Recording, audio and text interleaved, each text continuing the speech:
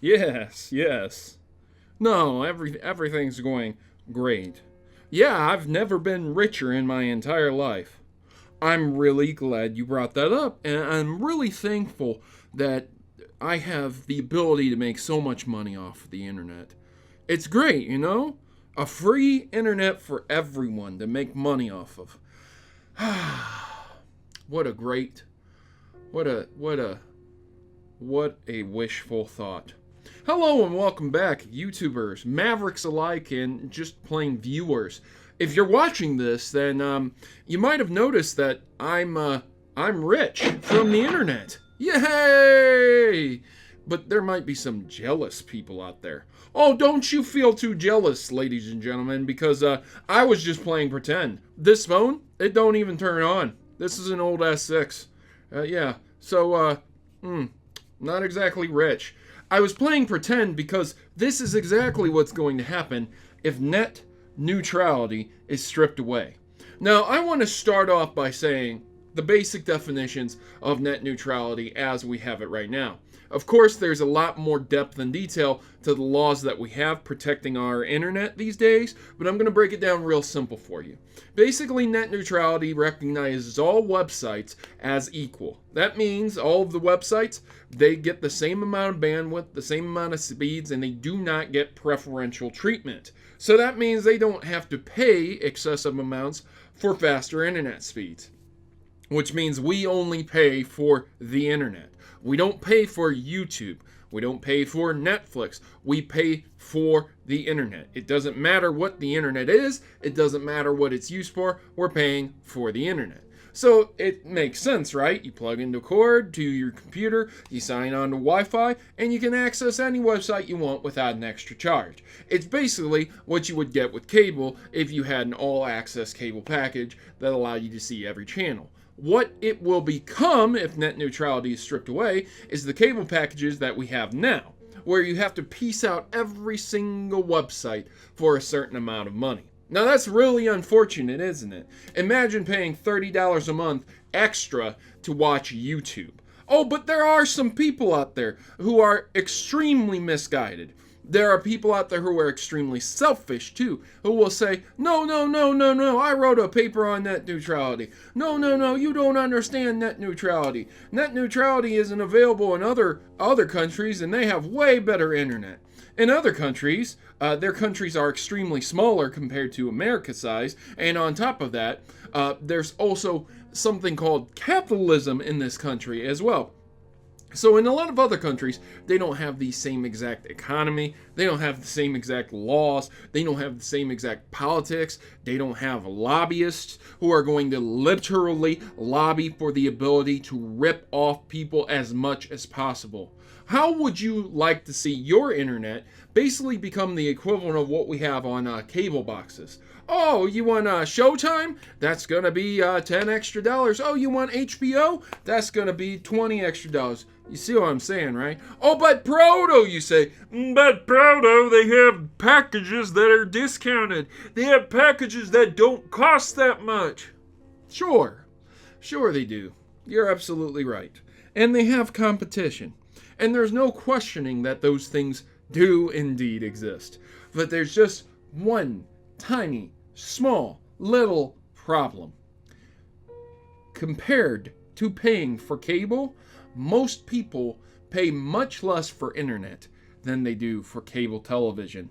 And most people have the entire internet at their disposal as opposed to people who get deals on cable bundles and don't have the entirety of cable available to them.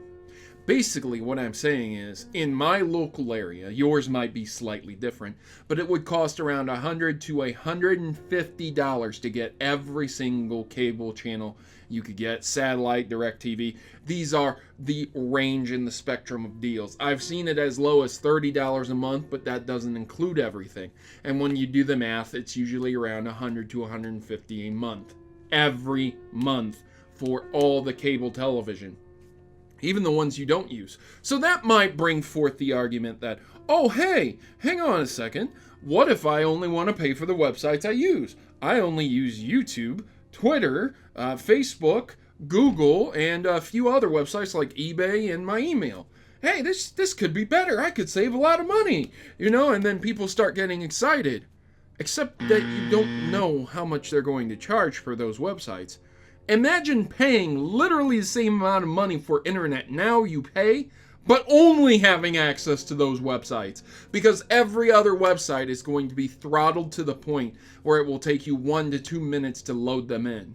Do you guys understand how serious this is? This is why I'm not doing a bunch of cutaways and showing you things. I'm keeping it very minimalistic, because you have to understand how serious and how severe the situation is. Okay? I make my living on the internet, and I'm going to tell you, I'm very upset and I'm very afraid of what's going to happen. But I'm going to tell you, I'm going to channel that fear into anger and motivation. Today is the day that net neutrality is being voted on. You still have time, ladies and gentlemen. So I'm going to throw up a link to how you can contact your congressman, how you can contact your representatives. You can even tweet them, folks, and they are active on Twitter. So do not hesitate this morning to take back your chances at saving net neutrality. Oh, but hang on a second. I understand that my foreign counterparts out there, the people from Canada, Mexico, Europe, and other countries are saying, oh, but this doesn't affect me. Why should I care if America loses net neutrality? That's a good question.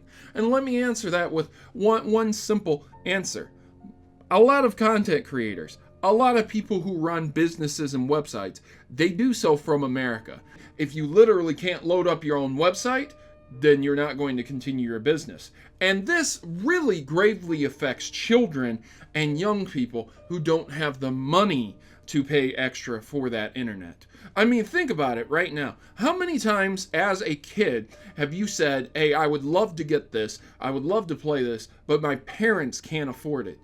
At this point in time, if your parents can't afford something like Xbox Live, PlayStation Plus, or things like that, and those only cost, $10 a month maybe, $40 to $50 a year if you buy them from the store, maybe $60 at most. If they can afford that, do you really think they're going to be able to afford your YouTube websites, your email, your chats, your forums? Do you really think they're going to afford that? They're not going to be able to afford that. So in turn, the children and the young people who are affected that can't make ends meet, also the disabled, those who don't make a lot of money, the elderly who are retired who don't make a lot of money, those will be affected too by this, because they can't afford stuff like that. So guess what? Your views online are going to go down. And I'm not just talking about YouTube. I'm talking about the main websites like, let's say, IGN for game reviews, Kotaku, how about Fox News, CNN, Yahoo. All of these websites will be affected because a massive influx of people who use the internet daily on the cheap as a reliable source for their news and publications, entertainment, they're not going to be able to use it anymore because they can't afford it, because they can't get access to it. Public libraries will be jam-packed with people dying to get access to the internet. It'll be like it was back in the 90s when a lot of people didn't have fast internet and they had to deal with dial-up speeds. Yeah, everyone flocked over to the libraries because the libraries had fast internet. I'm telling you, man, this is going to be real bad for a lot of people. This is going to be really bad for not only people on YouTube, but almost anyone who makes a living on the internet. You're going to be impacted. And if you think this is untrue, I mean, there's rumors that Comcast have already started drafting bills and new rules for when net neutrality is repealed. Now, here's the thing. Here's the number one thing. I checked out the trending page on YouTube. Haven't seen a lick of this news going around, which makes me wonder why YouTube isn't terrified that net neutrality is going to get repealed if this is ultimately going to affect them, especially in terms of children who can't afford to pay extra for internet. Maybe they haven't thought it through. Maybe they aren't thinking of the grand scheme of things. But when net neutrality originally was being attacked quite a while ago, YouTube was all over that. But they're not now. And neither are a lot of news publications. It's very scary because they don't seem to care this time. I wonder why that is. Now, I'm not trying to propose some crazy conspiracy or anything. I'm just saying it's very interesting to see the turn of events that has happened. So, ladies and gentlemen, do me a personal favor. You can contact the congressman. I will leave the link in the description below, and do your thing. Tweet at them. That's all you got to do. If you don't have Twitter, you got an email, email them. You don't have an email, they have their numbers listed. You can call them, write them a letter. Even if the letter gets to them late, guess what? If net neutrality is repealed and enough people make a stink and threaten to vote for another person and vote them out of office, they're going to do everything in their power to make us happy and make sure that they retain their positions as senators, congressmen, representatives for us. They want that money, they want that position, they want that job, and they don't want to lose it. Please, take action while you can. There's only a few hours left before the vote goes through, so please, just at least send a message. I've been your host, Protomario, and I'm signing out. I'm going to go lay down in a dark room for a few hours before I literally have a heart attack. I'll see you guys next time.